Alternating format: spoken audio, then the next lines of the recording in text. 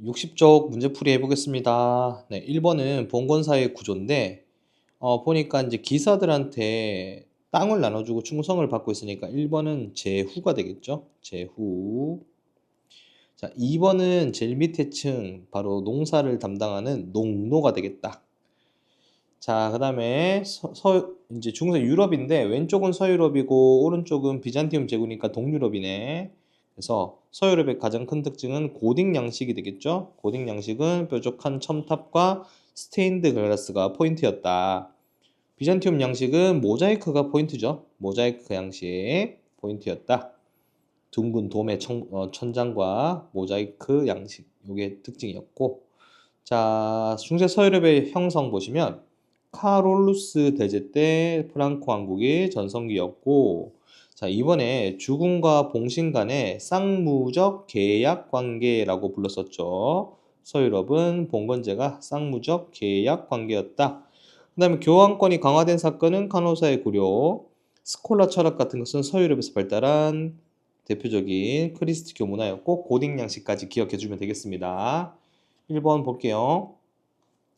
자, 로마 교황은 프랑코 왕국의 카룰루스 대제한테 서로마 황제의 관을 주었다라고 했었고, 자, 게르만족이 세운 프랑코 왕국이 일찍부터 크리스트교를 받아들였었기 때문에 빠르게 성장하였다.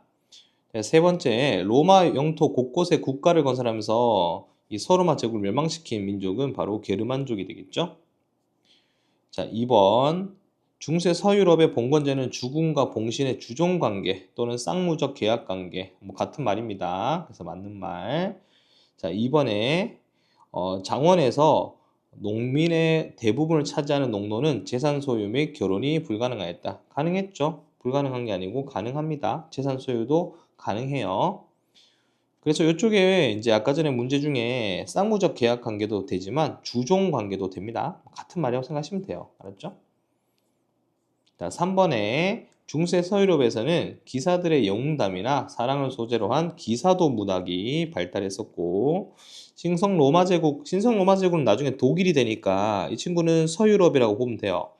황제가 교황에게 굴복한 무슨 굴욕, 카오노사의 굴욕이 있었죠. 그래서 하일리 4세가 굴욕적으로 로마 교황한테 엎드렸다. 그래서 교황의 권위가 점차 강화되었다. 이렇게 되면 되고, 나중에 힘이 엄청 세져요. 맞죠? 자, 4번에 보시면 레오 3세는 성상숭배 금지령을 발표했었고, 토마스 아퀴나스라는 사람은 신학대전 스콜라 철학이고, 유스티니아누스 황제는 바로 대표적으로 성소피아 대성당 비잔티움이죠. 비잔티움 전성기 황제가 되겠습니다. 자, 5번에 동서교회는 성상숭배 문제로 대립하면서 서유럽의 로마 가톨릭 교회와 비잔티움 제국에 뭘로 분열되었다? 그리스 정교죠. 그리스 정교. 크리스트교가 두 가지로 나눠진다고 했죠. 성상숭배가 불가능하면 그리스 정교, 가능하면 로마 가톨릭교. 여기는 불가능입니다. 그렇게 분열되었다. 기억해 두시고. 자, 6번에 로마 가톨릭이 중심이면 서유럽, 황제 중심의 집권체제는 비잔티움, 모자이크 비잔티움, 장원 중심의 봉건제 서유럽 이렇게 되겠습니다. 자, 이제 객관식 문제를 한번 가볼게요. 1번, 지도와 같은 민족의 이동의 결과로 가장 적절한 것은 되어 있는데, 훈족이 들어오면서 게르만족이 이쪽으로 로마 쪽으로 오게 되잖아요. 그래서 서로마 제국이 결국 멸망하게 되죠. 자, 로마가 동서로 분열되기 시작한 것은 이제 콘스탄티누스 대제 다음입니다.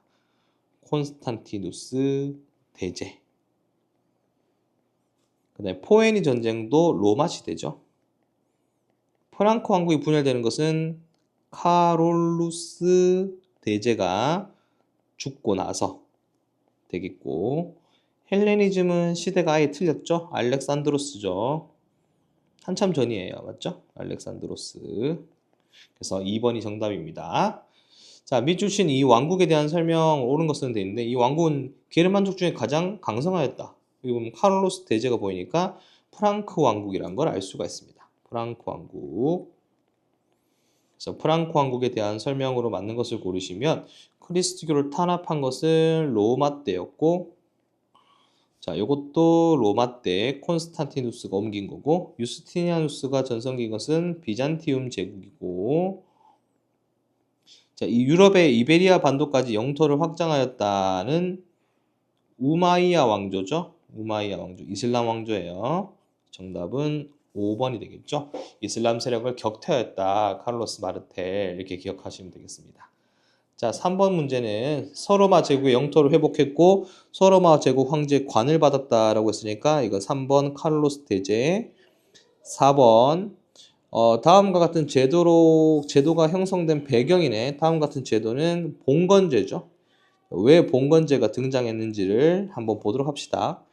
봉건제는 첫 번째, 동서교회가 분리된 것은 전혀 관계가 없죠. 이거는 콘스탄티누스 대제 로마 시대니까 관계가 없고, 자, 프랑코 왕국이 분열되었다. 분열되면서 자기 지역을 자기가 지켜야 될 생각을 하면서 사람들이 성을 쌓기 시작하면서 이게 지방 분권이 되었죠.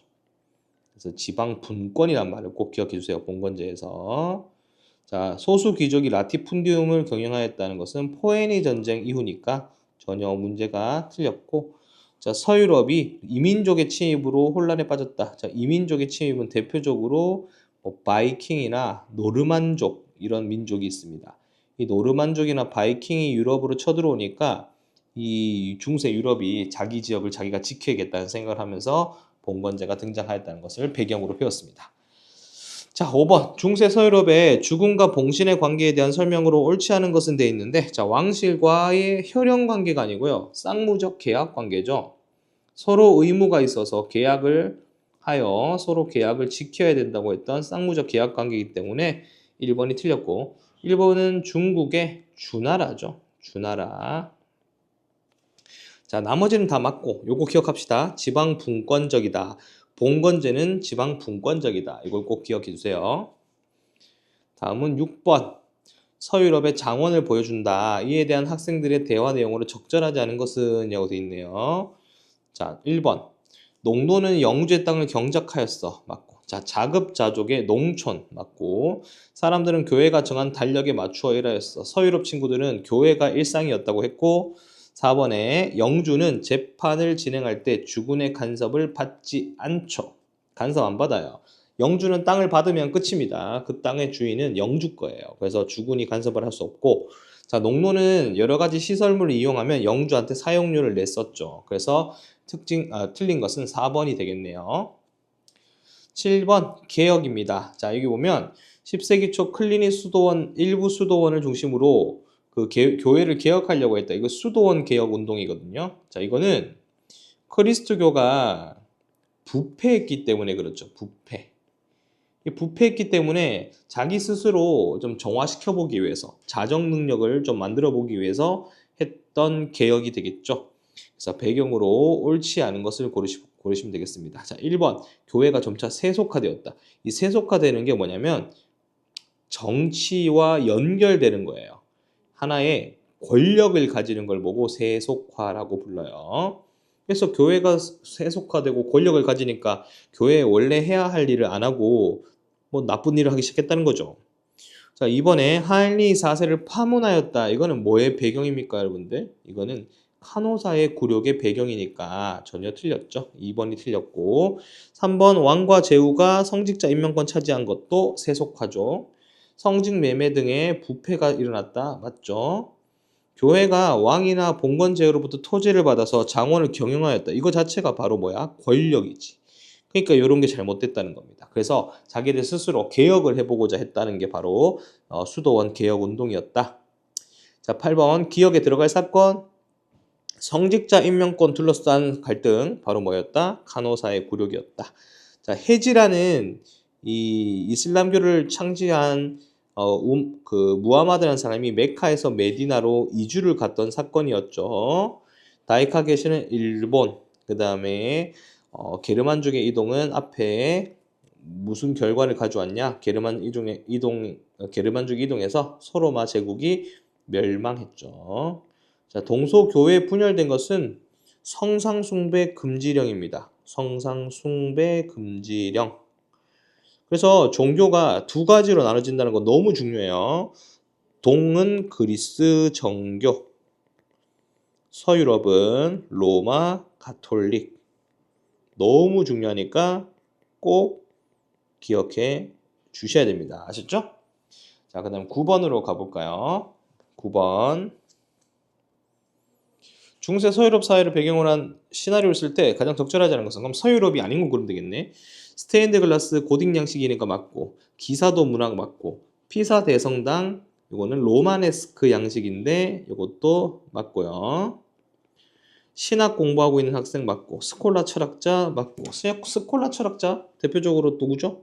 토마스 아퀴나스죠. 이 정도는 사람 이름도 기억해 놔야 됩니다. 성소피아 대성당은 비잔티움이죠. 그래서 틀린 문항이 되겠습니다. 비잔티움 X 6번 정답. 샤르트르 대성당 대표적인 고딕 양식이니까 맞는 말이 되겠죠. 서유럽입니다. 적절해야 하는 것은 6번. 10번 가 황제의 업적인데 여기 보면 비잔티움 제국이라고 되어 있어요. 비잔티움 제국인데 땅을 많이 확보했죠. 그럼 이 가 황제는 대표적으로 누구다? 유스티니아누스다 이렇게 알고 있겠죠. 자, 이 사람의 업적을 한번 볼까요? 첫 번째, 서유럽 문화의 기틀을 마련하였다. 요거는 누구였죠? 카롤루스죠. 카롤루스 대제. 그래서 프랑크 왕국입니다. 2번, 유스티니아누스 법전 맞죠? 자기 이름을 따서 교황에게 서로마 황제 관을 받았다 돼 있는데 이것도 당연히 누구죠? 카롤로스 대제가 되겠죠. 똑같이 카롤로스 대제고 이탈리아 중부 지역을 교황에게 넘겨주었다. 이것도 대표적으로 프랑크 왕국에서 한 업적이죠. 피핀 대제.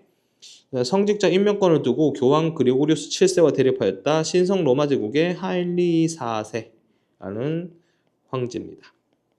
나머지는 다 서유럽 이야기니까 지금은 동유럽 비잔티움이잖아요. 그래서 2번이 정답이 되겠습니다. 다음 11번 보겠습니다. 밑줄 친 부분의 영향으로 가장 적절한 것은 되어 있는데 비잔티움 제국의 황제는 이러한 성상 숭배를 금지하였다. 근데 동서 교회가 이것에 문제를 두고 오랫동안 대립을 하였다. 그러니까 교회가 분열되겠죠. 그래서 로마가 분열되는 게 아니고 로마 교회가 분열돼야 돼. 근데 로마가 분열됐으니까 답이 아니고 이번에 비잔티움 제국이 멸망한 것도 나중에 오스만 제국이 침략한 거니까 이것도 틀렸고 성소피아 대성당이 완성된 것은 이거와 전혀 관계가 없죠. 그 다음에 4번 수도원을 중심으로 교회개혁 운동이 일어난 것은 서유럽이고 자 5번이 정답이죠. 크리스트교가 두 개로 나눠져요. 동서교회가 분열, 로마 가톨릭 그 다음에 그리스 정교 분열 이거의 정답이 되겠습니다. 아셨죠? 그래서 11번은 5번 12번 볼까요? 비잔티움 제국에 대한 설명으로 옳지 않은 것은 그리스어가 공용어 맞고 오스만 제국의 공격으로 멸망도 맞고 여기는 황제가 최고라고 했죠? 서유럽은 교황이 최고지만 비잔티움 제국은 황제가 최고예요. 자, 그 다음 그리스 정교가 공식 종교고 자, 5번이 틀렸네요. 로마 교황이 아니고 황제가 교회의 우두머리입니다. 로마 교황은 서유럽 이야기예요. 서유럽. 로마 교황이 힘이 센 것은 서유럽, 황제가 힘이 센 것은 동유럽의 비잔티움 제국이라는 거 꼭 기억하시고 13번 다음 건축물에 대한 설명이네요. 다음 건축물은 성당, 성소피아 대성당입니다. 성소피아 대성당.